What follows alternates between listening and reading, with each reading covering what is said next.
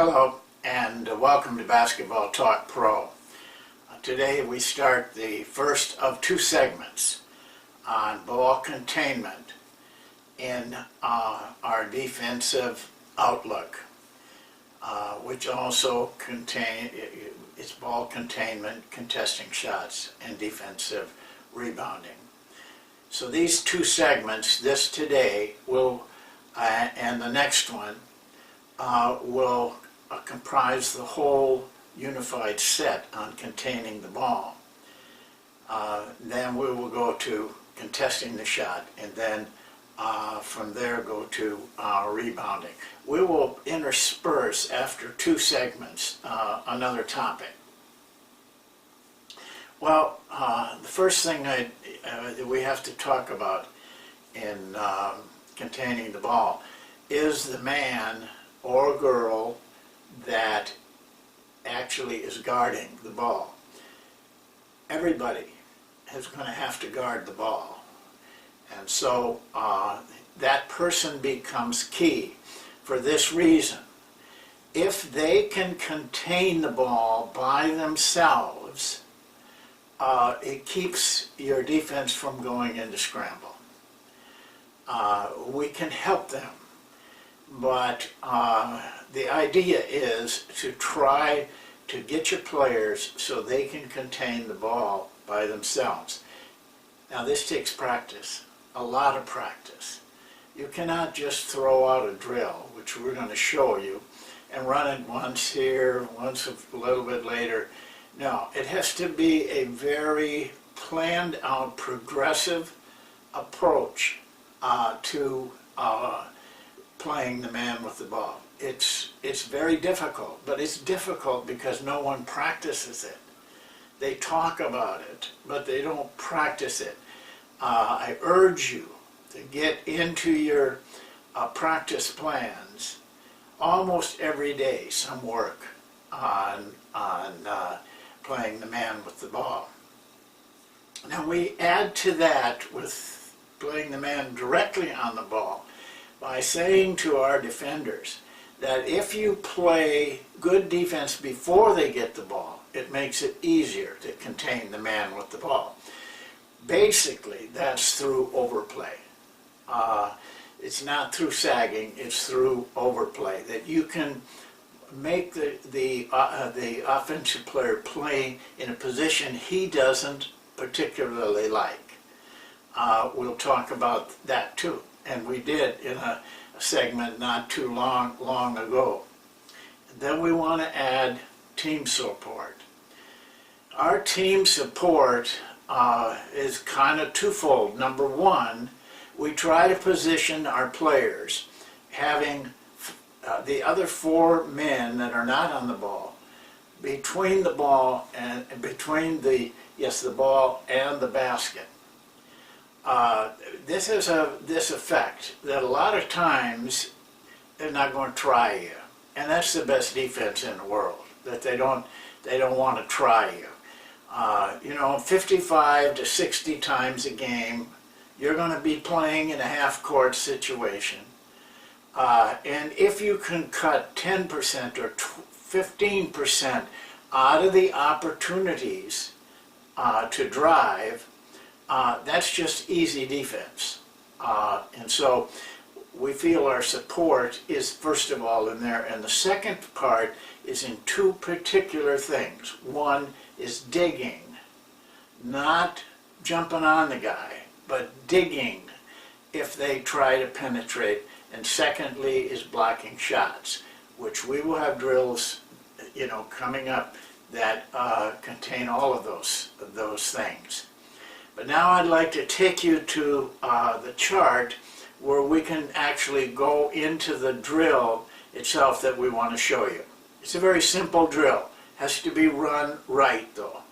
As a coach, you've got to spend some time really becoming a master of this drill. And you can over years. It may take you some time. But you should be able to be the master in running this drill. Well, here you see the chart or drawing of the initial setup of the play. I'm going to have to do this with just my arm and hand because we have some tight quarters here. But this drill is primarily and actually singly for the idea of giving the defensive man on the ball practice, a lot of practice. Now we start the drill with a coach having the ball. It doesn't have to be a coach, but I prefer that when it is at all possible. I don't like using another player there. But first of all, we have to have the right position in overplay. And regardless of how I have them drawn here, the idea is simply this. This man needs to see both the man and the ball. So he may have to angle back a little bit. He has to be ahead of the guy that's going to be breaking out to get the ball.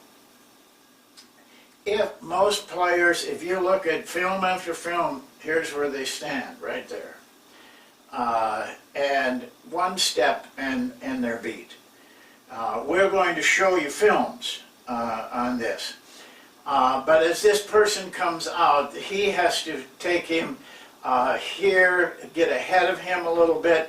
As the ball and the man get closer together, this defender must get closer to his to the man that he is guarding. The idea is to get him out here to get the ball. This is what we talked about when we say playing defense on your man before he gets the ball versus after he gets the ball. Once he gets the ball, he has the advantage. And we know that. But that doesn't mean we're going to get beat. So that's why we work in this drill, we use the overplay. But there is a couple of other reasons too. Once this man comes out, let's say he does a good job here, but I just want to tell you something right off the bat. This area right in here is where most players give up defensively. This is the area you got to work the hardest because they will be able to get a little bit more motion than you. You have to work very hard to drive them out of that spot. But here's another thing you have to be able to do well. The pass is made to this person, and in this drill, we tell our defensive players, you know, you can get the ball. You can stop the drill right there. But he gets the ball, and here's a critical part. Most guys throw their hand out there and get themselves off balance. But unless you can get a steal, you should not be fooling with that ball when it's in the air. You want to position yourself back here. We influence middle. I'm not going to argue this out right now, but I can prove to you that people going baseline score much more effectively than when they go into the middle, regardless of what is popular. But I've measured it, and I know that that's a true statement. So he has to get back to this position. We ask our players to be 1 arm length away from the player. And we don't care who he is or who the defender is. We want him 1 arm length away and with hands active so that the pass is difficult for him. Now, at this point, it becomes this man, we want to go one-on-one offensively and defensively. We have a few rules that we use in this drill in order to make it an effective and a kind of a more realistic situation. We tell our defensive men right now is you got no help, and get used to playing and think you're playing all the time without help, but you're going to get some. We're going to go over that. So that's his thinking. right now. The first rule is the guy who catches the ball is we ask them to stop for one count only, just so that as a coach we can see if this defensive man got the right position. After that, after one count, he has 5 seconds to get a shot. We don't want this dribbling around and backing down, and that isn't the purpose of the drill. The purpose is to control a driver. And so we give them 5 seconds. That's the second part rule we give them.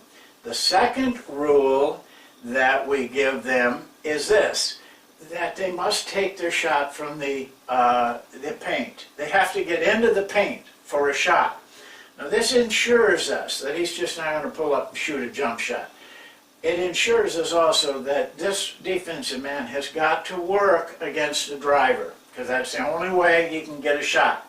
So they got 5 seconds to get the shot, and they got to get the shot inside the paint.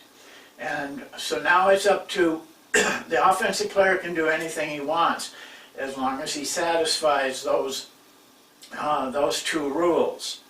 So they now run, their end of it. In this we have 2 lines, and we have them matched up according to size or position. But I let the players decide that. I kind of enjoy watching the different matchups that they figure out. They want to look good, so they're going to try to pick guys that they feel they aren't going to get beat or can beat. So they do their turn, okay? The guy shoots or misses or makes it or whatever, it's over. Now this group goes. Same rules, everything's the same. We can go slow at first, but we can speed it up as the season goes on and they get better at it, so that they go, boom, and then this group goes, and so on. But these 2 stay on the court, okay? This group goes, this coach has got a ball, they go, same thing. Now you go back to here, but you switch. Defense goes to offense, offense to go to defense, okay? They take their turn, then we switch back here, same thing, offense to defense, defense to offense. Okay, after they have both had a chance at playing defense, then they go to the other line. So, and same here, they go to the other line. This is very important to get players to get used to both sides of the court. And that basically is the drill. Now, defensively, what we tell this player is this. Your job is to contain that drive and not let him get to approximately 8 foot. And you do that by staying slightly ahead of him. Now, let me tell you why all of this has been put together. First of all, we have studied very carefully where do they score on this situation, on a drive situation. Well, they score the most points from layups. So that's the part that we're trying to get away from. I don't mind if they come driving in and shoot one of those floaters. Some guys are getting a lot better at that, but not many. So you're playing the percentages. If they don't get a layup, now when they get to a layup is when we have to put our team defense to work. We can't give them up layups because that's where they're the biggest threat. The second place they score most points is free throws. You are not a good defender if you can't contain the ball without fouling. If you're going to foul them, you might as well forget about it, because now they go to the line in bonus and they got 2 shots, and almost anybody that's playing can make 1. And that's probably much more than they would make taking shots off of this. So the second place is free throws, don't foul. Third is an uncontested shot. An uncontested shot in this situation usually comes from a pass to somebody whose defensive man is gotten too out of position and they get an uncontested shot. If you can contain those three things, you don't have to completely stop it, but you got to cut down the opportunities that they have. Then you'll do a pretty good job on this kind of penetration. Now let me show you quickly off to the side here where I talked to you about position. We feel that most guys, when they see all these defensive men in here, and I mean, all of this, it varies where the ball is and the men and everything, but that'll come through scrimmaging. Just follow the rules, follow the ideas that we're putting forth. But this tends to subdue even the better drivers. Now, I'm amazed at how LeBron James is not fazed by this at all. And there's some other guys, but he is really renowned for it. But I will tell you that charting what he does on these situations, he is least effective there than he is any place else on the court. If you can get 4 men between him and the basket. And that doesn't mean playing off of him, like so many teams do. I wouldn't do that. And that also is how I look at things. I tell players, you got to be able to play one arm length away. I don't care who you're playing. That just don't come to me and say, well, he's a good driver, I gotta play him soft. No, playing him soft lets him do whatever he wants to. We want pressure on his passing, we want pressure on his driving, we want pressure on any type of shot taken. Well, that is if the player gets the ball from a penetrating pass, which could be into the post-up, could be into the corner, it could be at the elbow, but everything we're talking about stays the same. Nothing varies in any of this area. Now let me show you a drill. Oh, by the way, please listen to me when I say this. With this drill, after please remember, you get good at it, the drill is really going good, you can add something that I think will make a major difference in the intensity that goes into this. We tell our players, and after this, from now on, the clock's at 8 seconds, and you got a 1-point lead, 8 seconds to the end of the game, and the offensive player is an 85% free throw shooter. So you got 8 seconds to contain this man and give him a shot that he has difficulty making without fouling him. And in drills, what we do is we just assume an 85% shooter will make them both. So if he fouls, it just means you lose the game, basically. Now, this puts a lot of pressure on that defensive player, but also on the offensive player. And it becomes a very, we use the same drill. Sometimes we use the clock, sometimes we don't. We time it by, a coach can time it 1, 2, 3, count out. But that's also good because the players then get used to counting in their head. So that adds a little pizzazz to that drill. But I wouldn't do it early. Okay, now let's look at if they get the ball on a non-penetrating pass. Actually, The drill remains exactly the same thing except for just one area. We start the ball here, and here's the reason why. We pass to the coach. The coach isn't going to go one-on-one. The defense drops back to the ball line where they would normally play. Now the coach throws back. This is a non-penetrating pass. That was a penetrating pass. The one back is a non-penetrating pass. The only thing that is different is how he approaches the man. Let me tell you right from the beginning, I do not like this term closeout, and I don't like what they do with closeout.